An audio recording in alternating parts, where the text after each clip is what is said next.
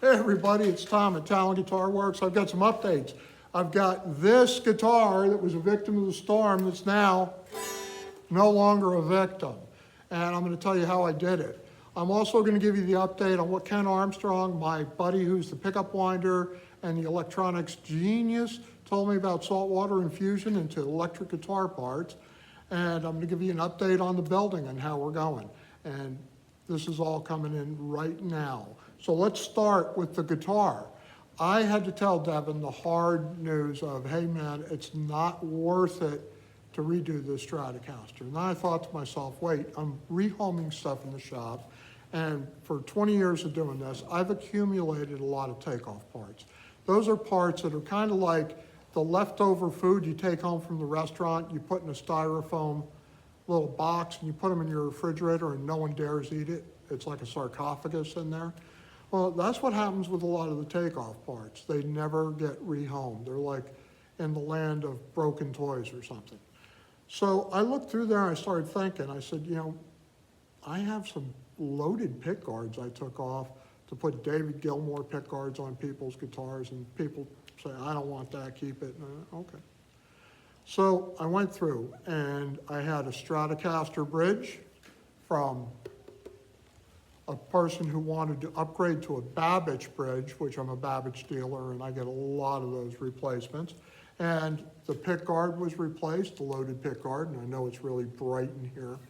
And that was good to go. And the neck, I told you guys that I did the neck gratis because I told you that the water had gotten underneath the lacquer on the fretboard and it was bothering me. So I peeled all the lacquer up, I pulled all the rusted frets, I sanded the fretboard back to its correct radius at 10 inches radius, and then I applied sealer and true oil to give it a similar finish, a little bit harder with the true oil than the lacquer and maybe a little more impervious to water if it floods again.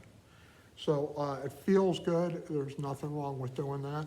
And then I refretted it using 2 fret wires that a guy ordered for me like 6 years ago, and I could never get in touch with him again. He never came by, and I don't know what happened. He may have moved, but I used that fret wire up, so it's going.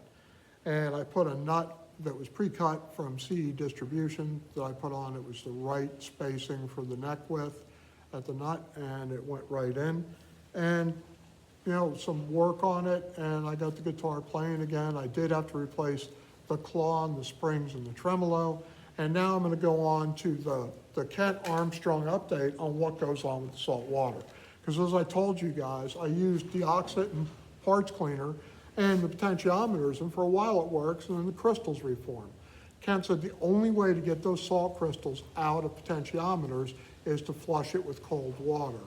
Now, I'm not Talent Guitar Works and potentiometer cold water wash service, so we just threw those away. We'll start over with the potentiometers. Now, when it comes to the pickups, and I had the question about potted wax pickups getting infused with salt water, what would happen? And Kent said they generally, they're toast. They're going to have to be rewound because what happens is the salt water gets in next to the pole pieces and rusts.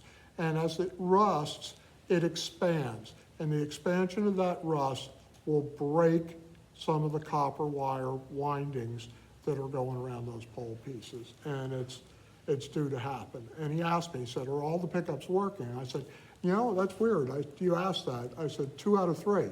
And, you know, I went back and checked the other 2, and they're not having any output now either. So the rust did its best and ruined those pickups.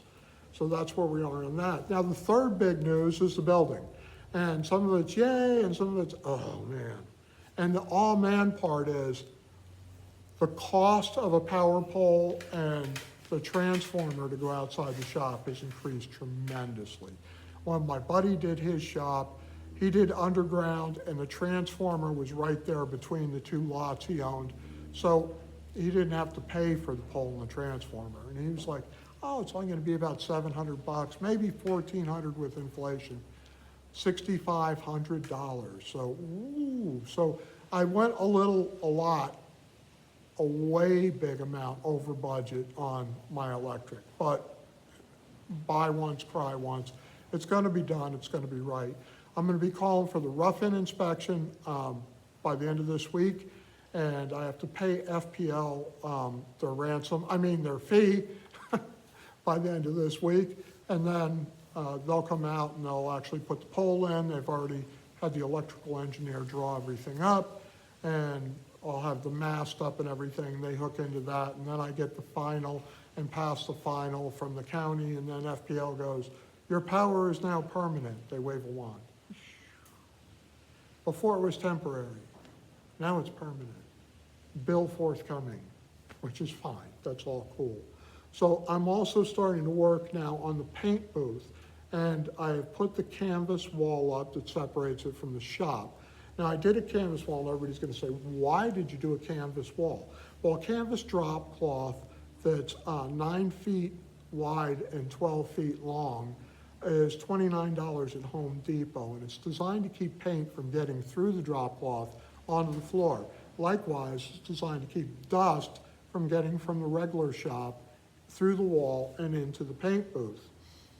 So that's gonna be the one wall, and everybody says, well, what happens if you get paint all over it? Well, then I'll change it, and it'll be $29. I asked several friends that had plywood walls in their paint booth, OSB walls. I had in my old paint booth, I had masonite walls. All of the stuff seems to want to hold dust. So we're gonna try this method and try and keep the dust down to a minimum. Now, I also got my 10-inch exhaust mount and register box for the 10-inch hose that's going out to the explosion-proof fan, and will suck the fumes out of the paint booth through two foot by 2 foot air filters mounted in the wall. And that system should work for me. I am not a production facility. I am not gonna be spraying 30 guitars at a time, or 20 guitars, or 5 guitars. I might be spraying 2. So the old Dan Earlywine trick of putting a air filter in front of his open window in his shop and spraying with a fan blowing toward the filter will work. It's kind of rudimentary, but it's gonna work. So the shop paint booth is 8 feet wide, 16 feet long, 8 feet tall, and 1/2 of it is gonna be designed where you can walk down the center and put bodies and necks and drying racks where you don't have to go through an obstacle course to get to them. Then the other 8 foot by 8 foot section with a very short hose coming from my air compressor is gonna be the area that I spray in. And I'm gonna spray toward that 2 foot by 4 foot filter that's on the wall, and I'm only spraying either urethane clear or urethane color coats. I'm not gonna be spraying any lacquers, I'm not gonna be spraying any water-based, and I'm also gonna be doing a lot of work with dyes again that I got from, the guy at Big D's Guitars. He did tremendous stuff with dyes, so does Paul Reed Smith. So that's where the future is, and you also notice that it's very bright in here. Those are those UFO lights. I have 2 UFO lights in here. I need a dimmer switch. So I'm gonna be putting a dimmer on that coming up in the future, and everything is going good and tracking really well. So we'll see you next time. Remember, only half my ideas are any good. You gotta decide which half. Bye.